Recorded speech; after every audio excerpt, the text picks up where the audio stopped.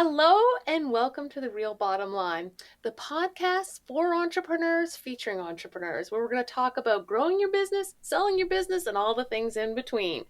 So, my guest today is the fabulous April Roberts. She's coming into us live from Houston, Texas. She is a high performance coach to female entrepreneurs, but I have a feeling that the lessons we'll talk about today can apply to a lot of different people. Welcome, April. Thank you, Wendy. So excited to see you again. I'm very excited to have you on, April, because back in the day, we were in the same business. You built Hmm. a massive financial planning practice entity and then sold it. Can you Yes. talk to me about how you got into the business, your favorite parts about it, and then what was the selling process like? Yeah, I will give you the nickel and dime version. Let's do the short version. Cole's notes, if you will. So the way I got into the business was, as life happens, it throws us curveballs. And I was an attorney. I worked at the largest firm in Atlanta before I fell in love with an Italian. Long story short, ended up moving to Italy. For better or worse, he had addiction problems, which is extremely heartbreaking.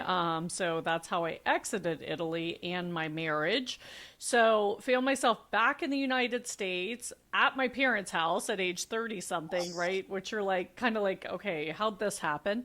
Um, and, and I just, I mean, like you, I think when you're a driven person, you want to make sure you can give your all to everything. And I was very much a broken person at that point in time and really needed to take care of myself personally. Yep. And so I could have easily gone and gotten another law job, but I didn't feel like I would be there 100% for them. And my integrity wouldn't let me do that, right? So I did a home based business, had a very little bit of savings, lived with my parents, and I go for walks every day. And one day I just kind of looked up and I go, okay, I'm ready for it. Let's go. Like, okay, I'm good. Let's What is go. the universe And going to like, deliver? right. And so in the next week, my brother decided to go back to college and said, hey, do you want to move into my house? I met a new guy, which I hate to say, but that was the final straw for me to like leave my toxic marriage. And I got like a legal job paying me good money to second chair cases, which I'd always wanted to be a courtroom attorney. So fast forward a couple of months later, the attorney was taking his time paying me, wanted me to open a new office for him and manage, and I just wasn't a fan of chasing people down for their money, right? Like, I'd always just been a paid lawyer. At the same time, my dad's assistant retired, and he was kind of running a one-man shop, semi-retired in his financial planning business. And he said, "Hey, I don't know what to do. I'm looking for. Can you help me hire someone new?" I'm like, "Yeah." And what are you doing for your seminars? He goes, I don't know. I said, well, I'll come set up and like greet people and seat them. So literally, I'm practicing law by day, doing this at night for my dad at his financial planning dinner seminars because, I love my dad and I love people. And the next day I called them all and scheduled appointments, and like 100% of them scheduled appointments. And my dad's like, oh, this works. Can you show up again next month? And so, as a thank you, he was like, well, there's this conference in Palm Beach. Do you want to go? And I was like, yeah, let's go. So I get down there, it rained the whole week. So this is why you just have to go where life takes you, right? I thought I was going to like go to the beach, go shopping, have fun. Oh, Instead, I went to this conference with my dad yeah. because I'm kind of nerdy and I wanted to understand what he was doing. And, I didn't realize he was doing retirement planning because, I mean, I started working, earning a lot of money in 2000, lost half of it in 2001. So, many people of my generation, our first experience with investing was not very fun, right?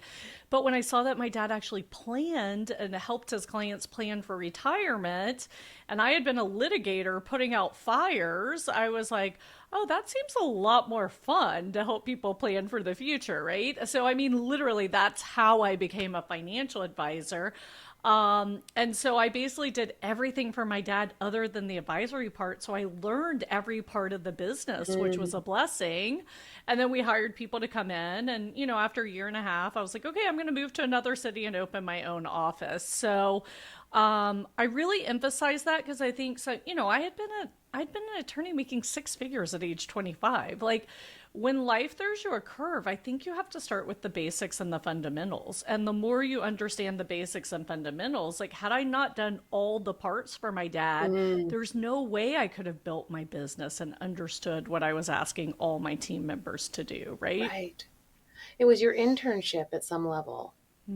Yeah, I think there's Absolutely. a lot of lessons in there, especially when you're thinking about family business transitions. And you know what I mean? Like so many people, I think, forget what it took to Yeah. get them there. And so, how do you imbue that spirit and drive in your kids if you want them to take over the business and make sure that they understand all the nuances like you did?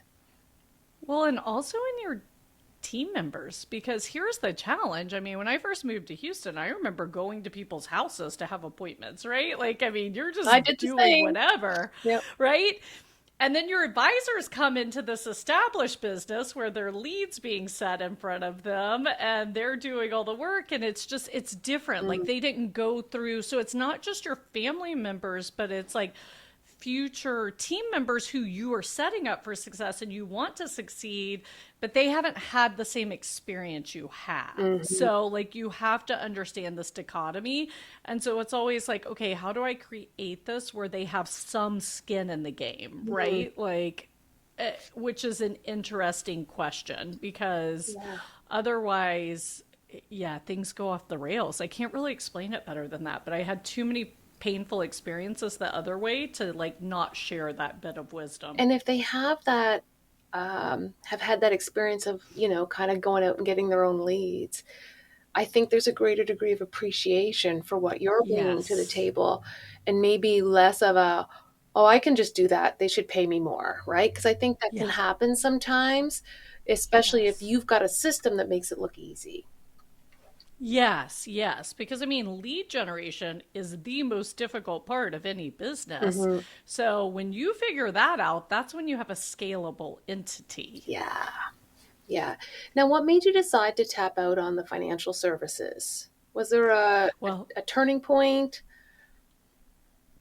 yeah, and I think you asked what I loved about it. What I loved about it was getting to be a part of your client's life, Mm, which is also a double-edged sword yes. because you have to protect yourself, right? Like, Mhm. so boundaries are critically important. So I learned boundaries, and you grow to a certain point where you can't be that engaged in the client's life, so you have to learn how to level up your involvement. Like I would do my best if I had a moment and clients were in the office meeting with another advisor, I'd like pop my head in and say, "Hey, and how are you doing?" Yeah. Plus I had a TV show. I did monthly webinars where they heard from me, but like Mm, just remember when you go to that next level and you're removed from the client, how do you still show up so they yes. feel connected to you?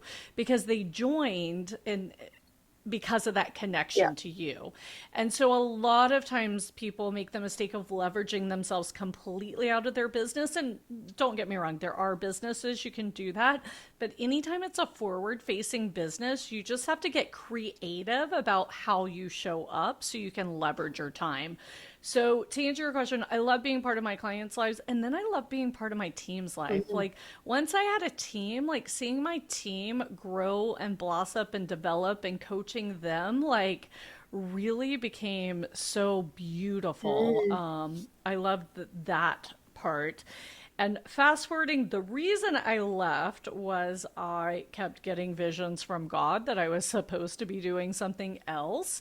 And as I shared, my life had already majorly pivoted once. And you get to a certain age and you realize, okay, he's going to whisper to me, he's going to tell me, and then the two by four is coming to my forehead if I don't start listening. So, like, nice. yeah, so that third vision came April of 2020. So you're a financial planner, you know. I mean, here I am with a remote team who's never been remote. Literally, in one day, I had to make sure everyone had laptops because we had 1 day Yeah. notice to go remote in our county. So we're doing that. I'm having team huddles every morning to keep Yes. them, propped up. My parents have now joined my business and they're getting older. And then you have hundreds of clients and we're in a financial crisis, right? So Yeah. this is April of 2020 for me. And I'm reading this book and the vision came again. And I literally remember looking up like, really, God, right now? You want me to do this right now? And so I joke that, I do a lot of coaching on time, energy, and confidence management Hmm. in my coaching practice. And that's when I became a time maven. Hmm. It's like, how do I run the two companies that I own, my team, take care of my family, and like, Yeah. have this new business in the incubator, and you really do that by doubling down on what you're good at. And I just told my team, Wendy, you may remember, but financial planners were becoming commoditized with technology, kind of like CPAs did. And Hmm. then everybody said, oh, I'm tired of TurboTax. I want a CPA again. At least I saw that happen in the US. And I just told my team, I was like, people are scared right now. They want to talk to a human Yeah. being. This is what we're really good at. Hmm. So we just have to be there for our clients. And that was our game plan for 2020. And we doubled our business in 9 months just by showing up as human beings. Yeah. So, like, that was kind of a good way to go out, if that makes sense. Yeah. Like, Yeah. and but for me, it was tough. For a long time, I was like, do I straddle? Because I thought I'd always be in that business, but I knew I was strongly being called to do something else. And then it just became clear to me that I couldn't straddle and do both well, Hmm. and that I had to make the choice. So the next journey was like, okay, how do I bring a new owner into the business, make sure my clients and my team are taken care of, Yeah. and like our legacy continued? Mm. Yeah, that's some lessons in it. If you were to say the top two lessons from bringing someone else in to kind of integrate in, and because really you're passing the torch of trust and credibility Mm-hmm. along, how did you do that? What were your top two lessons from that? Well, I got to cheat, but I'm ruining the story if I jump to the cheat. So here's what I would recommend. If you're transitioning out of a business, be very intentional about it. Hmm.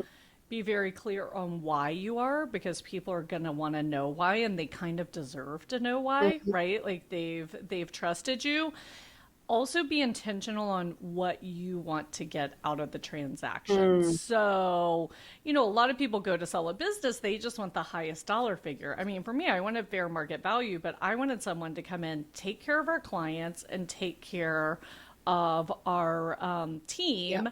And also, we were a true financial planning firm. And, I'm not as familiar with Canada, but in the US, that's not that common. So I had to make sure that someone would come on understanding all the parts Yes. of the plan we had put together for our clients, because they were plan based. Hmm. And then finally, I had this issue of my dad had just had a stroke, and I had to make sure my parents could retire well, Wow. which they had joined me late, and they only owned 20% of the company because they had like passed on their firm.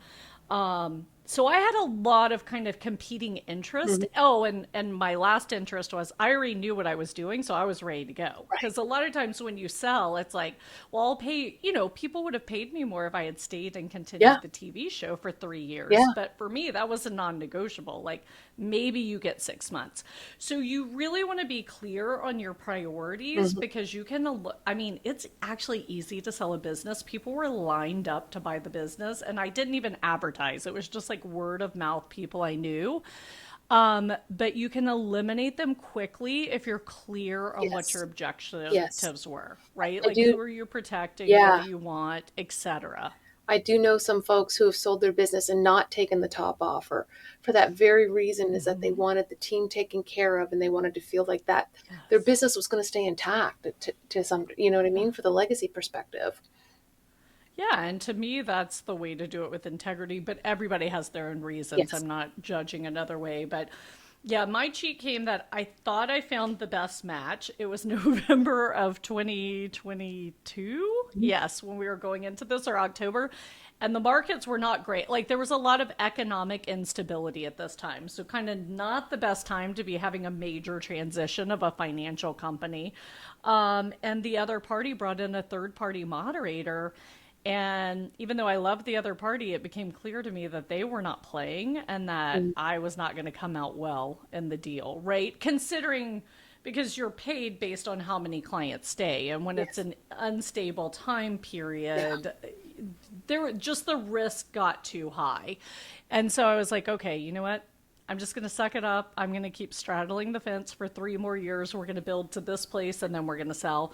And literally, my brother called me and said, "Hey, what's going on? How's it going with selling your business?" I said, "Oh, I just backed out of the deal." And he goes, "Well, why don't I come and buy you?" It's like, damn it. You mean I just went through all of this and I could have just sold to you? So, like, name stayed the same, stayed in the family. They did exactly the same kind of work we Oh, did. that's But I amazing. mean, I didn't know he was looking to expand, right? Yep. So, Right in your I backyard. guess yeah, but trust your intuition. I mean, do you know how hard it was to walk away from that deal? But I just like was like, okay, I'll figure it out because Hmm. it did not feel right for all the parties involved. Right. And then a solution showed up within a week. Amazing. I love that. Yeah.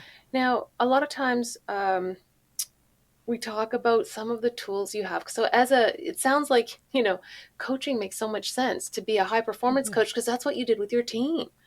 So now you're just talking to all the owners. And so I love this concept of the Your CEO calendar. What is that? Why do I need one?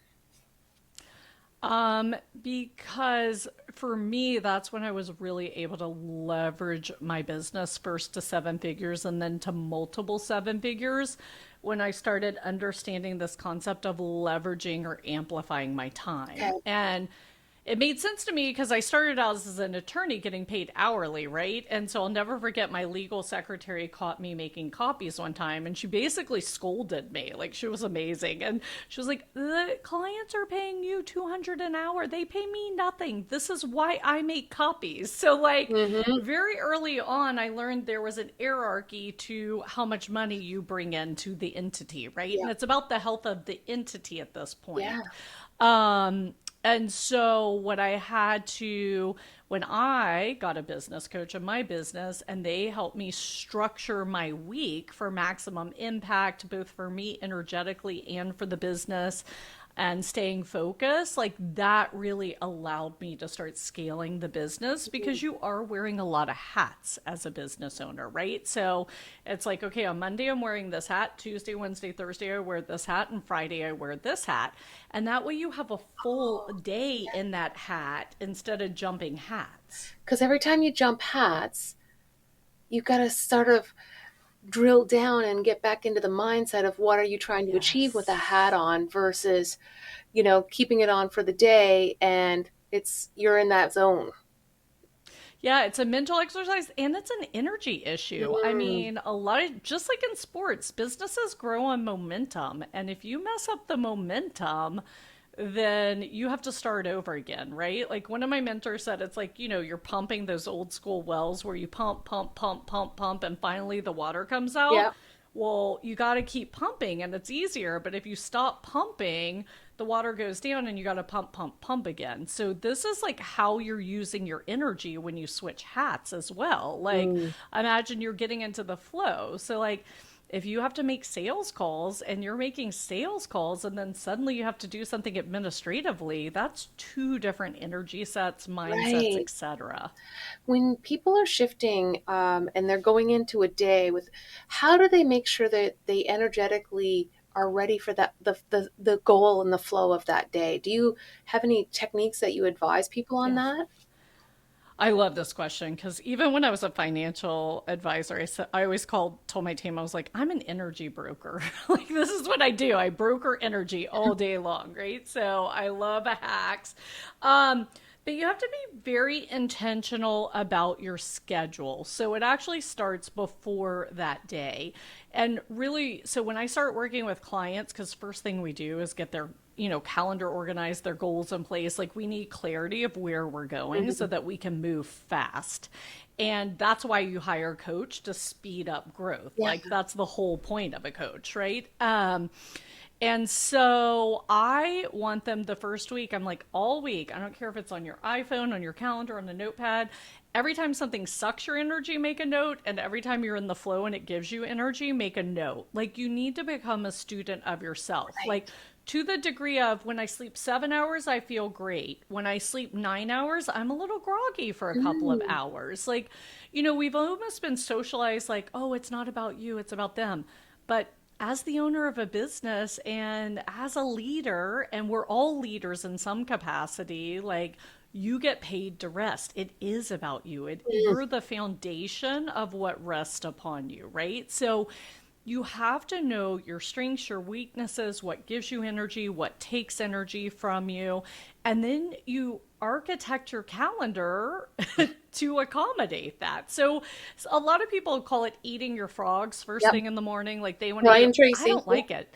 Yeah, so I do it at the end of the day when I don't have as much energy because I'm just like, crap, I got to get this done. And it feels less painful to me because then it's just Oh, something to do. Whereas earlier in the day when I'm full of energy and excited, I'm like, oh no, I have to do this. And it just seems like a bigger pain.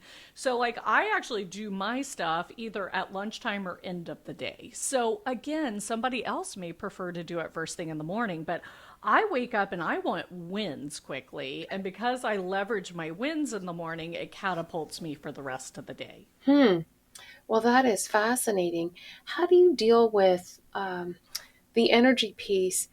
I love how you're talking about sleep and how that manages it because I think sometimes we don't give enough importance to it. Yeah. What do you think is a good way to rest? Like, there's sleeping and then there's rest and Yep. rejuvenation, if you will. How do you get people to build that into their calendar as well?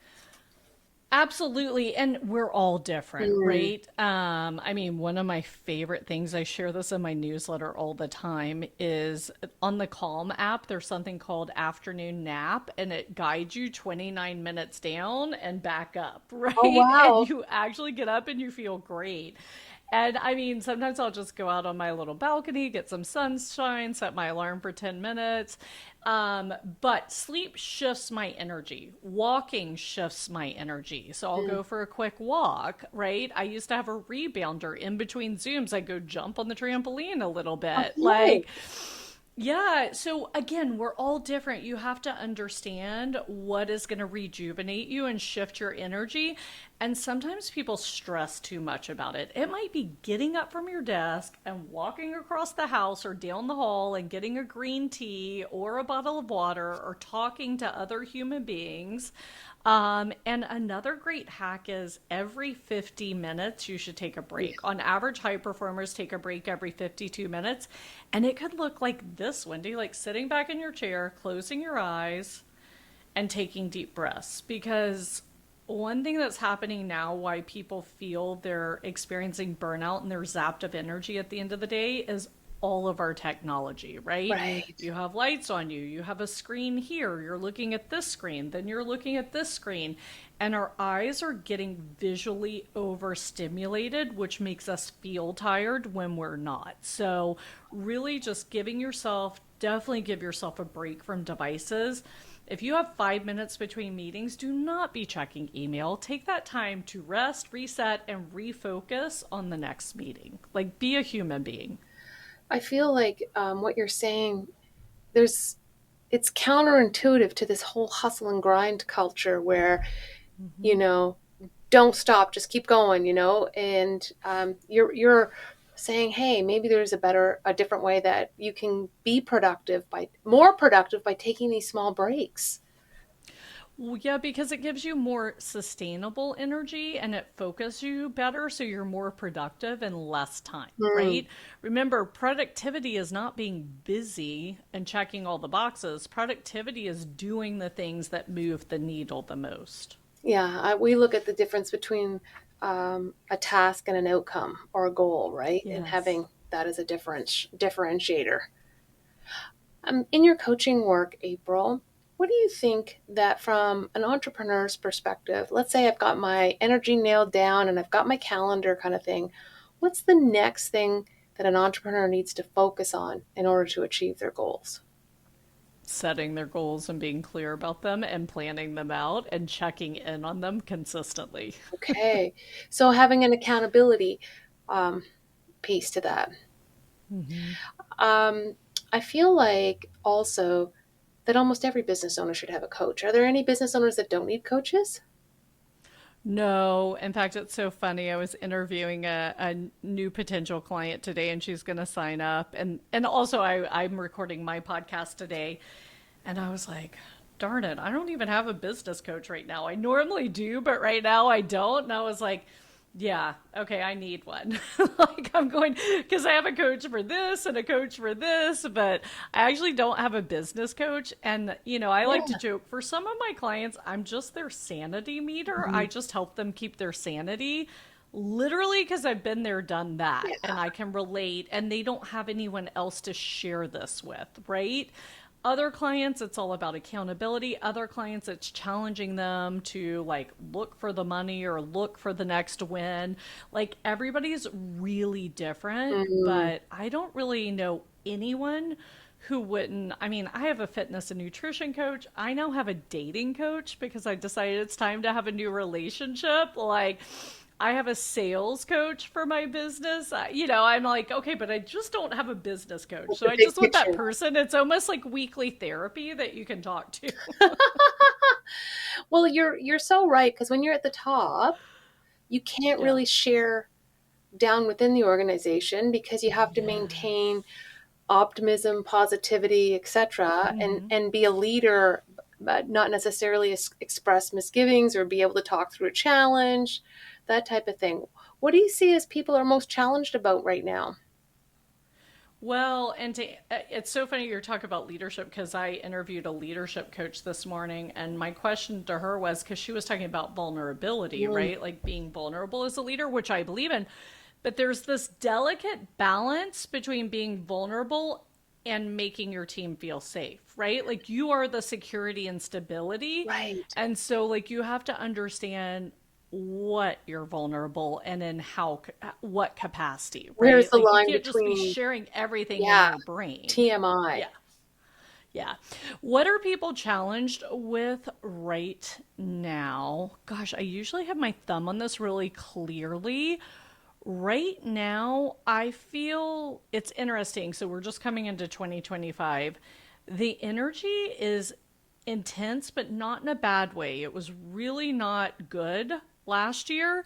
The energy is intense in a good way, but it's frenetic. So Mm. it's like getting on the ride and staying on the ride. Like, if you can catch the wave and stay on the wave, I feel that 2025 has immense opportunity in store for us. But you have to have all your ducks in a row. I feel like a lot of people are coming into this year optimistic but still harboring fear, Mm. and they're still tired from last year, Yeah. like they didn't really get that rest over the holidays. So this balance of what we're talking about, like understanding you also get paid to rest, you also get paid to enjoy your life and to have fun, like really like tapping into what fills your cup so that when you show up to produce, you're producing at a higher level. That is so awesome. April, what haven't I asked you about being entrepreneurial performance that I should have asked you or that you'd like to share? Yeah, for me, the main thing I share a lot is your time, your energy, and your confidence are the key assets of your Mm. business. And if you're an executive or leader, these are the key assets you're bringing to the table, right? So we have to put our oxygen mask on first Yes. because we are the foundation that everything sits on. And if you allow the foundation to get cracked, then you're in trouble. And I feel right now communication skills are critical. Do not assume, because everybody's coming from such diverse perspectives Mm. in today's world, which is a beautiful thing if handled correctly. Yeah. But you cannot assume the person you're talking to is understanding you the way you intend to be understood. Like, ask deeper questions, have people summarize back to you, Mm. like, and be a real human being. I think it's just important to connect and be a real human being. And you asked the most important thing. Entrepreneurship is the fastest track to personal growth outside of spiritual growth. So that kind of circles back to everything else I'm saying. Like Yeah. you have to keep leveling up as a person as your business levels up. Otherwise you're going to like hit that ceiling and not be able to go to the next step. So when we talked about getting your time in order, your energy, get your goals set, And then the next step is, what skills do I need to focus on so I can hit these goals? It's Right. like we get to a certain place in life and we think we have all the skills. Like, we don't have all the skills. This is a new level. Yeah, the social media algorithm changes, but so does the complexities that you face in your business with each time you level Yes. up. And so figuring out what the next level is and how are you going to tackle it.